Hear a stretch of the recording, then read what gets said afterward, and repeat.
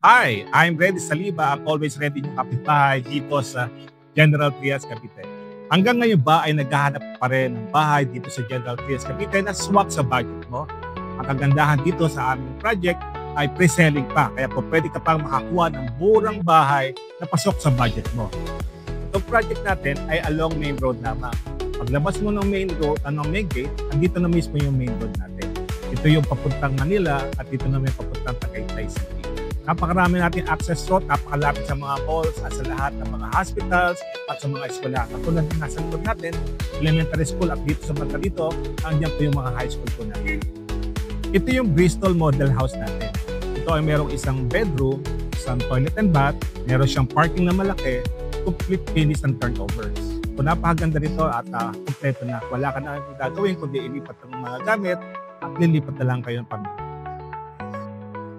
Ito naman si Brighton model. Tulad ng Bristol, meron siyang isang bedroom, isang toilet and bath, at merong malaking garahe.